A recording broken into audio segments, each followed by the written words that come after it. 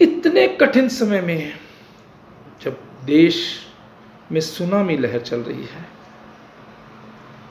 जब एक पूरा डिजास्टर की सिचुएशन है, तो क्या हमें सरकार को आईना नहीं दिखाना चाहिए? तो क्या हमें सरकार से ये नहीं पूछना चाहिए कि दिल्ली के जयपुर गोल्डन हॉस्पिटल में 25-20 लोगों की मृत्यु हो गई और 200 लोग मृत्यु के कगार में खड़े हैं क्योंकि ऑक्सीजन नहीं है? क्या हमें यह क्वेश्चन नहीं करना चाहिए कि 25 लोग सर गंगाराम हॉस्पिटल दिल्ली में मर चुके हैं क्योंकि ऑक्सीजन नहीं है? क्या हमें यह क्वेश्चन नहीं करना चाहिए कि हर घंटे में लोग मृत्यु के करीब हैं, मरने के करीब हैं, हॉस्पिटल्स उन्होंने हाथ खड़े कर दिए हैं और क्योंकि ऑक्सीजन का अरेंजमेंट हुआ है? तो कौन है इसका जिम्मेदार? Who is responsible for it? Who is responsible for this situation? Then I asking to the government of India. Then I am asking to the Prime Minister of India. Who is responsible for it? Isn't you? Is this not you? Is this not your government responsible for this disaster? Is this not your government? Then who is? तो क्या मैं बोलूं कि इसका जिम्मेदार भूपेश बघेल है? तो क्या मैं बोलूं कि इसका जिम्मेदार योगी है, शिवराज है कि अरविंद केजरीवाल है?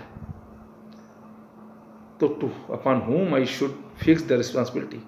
Should I fix the responsibility upon Bhupesh Baghel? Should I fix the responsibility upon Yogi, upon Shivraj, upon Arvind Kejriwal? Upon whom I should fix the responsibility? Who is responsibility? Who would take? You can't escape. You can't escape. This is not only an allegation. You can't escape from this responsibility. I am not saying only. I just try to remind you. आप बच नहीं सकते हैं. आप नहीं बच सकते हैं इस जिम्मेदारी से. आप भाग नहीं सकते हैं इस जिम्मेदारी से. आपकी गवर्नमेंट का टोटल फेल्योर है. आप इससे बच नहीं सकते. You cannot escape.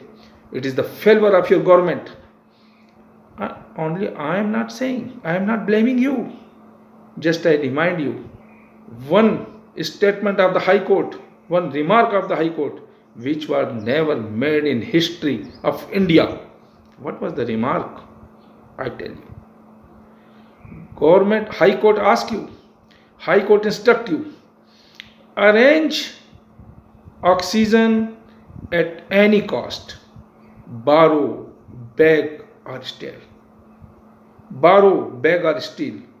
कहीं से भी लाओ, किसी भी कीमत में लाओ ऑक्सीजन. चाहे उधार लाओ, चाहे भीख मांग के लाओ, चाहे चोरी करके लाओ. But it is your responsibility to bring, to arrange the oxygen for the people of nation, to save the life, to save the humanity. Persons are dying. Persons are crying. Families are weeping. Everywhere. हर कोई रो रहा है, हर कोई मर रहा है. आपको high court के इस स्टेटमेंट को मैं याद दिला देना चाहता हूं. जब हाई कोर्ट ने आपको ये कहा था, आप कैसे बच जाओगे? हाई कोर्ट ने जो रिमार्क किया, इतिहास में ऐसा रिमार्क किसी हाई कोर्ट ने न कभी किया है, न करेगी. हाई कोर्ट ने कहा, ऑक्सीजन लाओ, कैसे भी लाओ. ऑक्सीजन लाओ, कैसे भी लाओ. चोरी करके लाओ, उधार मांग के लाओ, चाहे भीख मांग के लाओ, पर ऑक्सीजन लाओ. You have to bring it. You have to arrange it. This is not, I am not allegation putting upon you. It is very clear cut situation. You are busy in the political rallies. You are busy to holding a crowd. You are busy. What are you doing?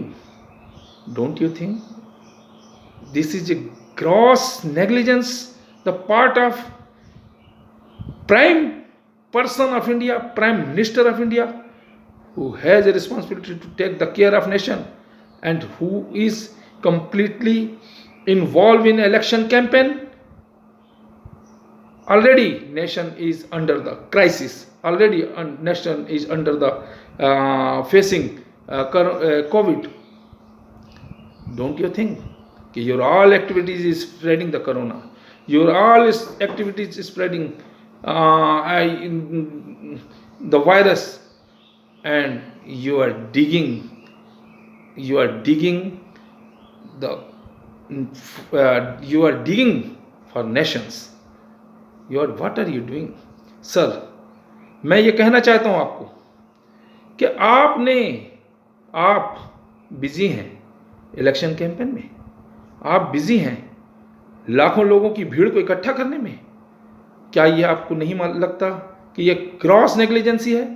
क्या आपको नहीं लगता कि इसके कारण आप virus को फैला रहे हैं? क्या आपको नहीं लगता जब देश सिसक रहा है, जब देश खतरे में है, जब नेशनल इमरजेंसी है, उस समय आप कैंपेन कर रहे हैं? आपको नहीं लगता कि आप गड्ढा खोद रहे हैं देश के लिए? You are digging a great hole for nation, don't you think? Sir, what I am feeling, what I am saying, what I am expressing, not only I, this is the voice of nation. आपको इस situation के लिए मैं आपको एक coat देता हूं. Just what describe for this situation eminent writer, eminent historian, a scholar and writer of several books, Ramchand Guha. What did he say about you?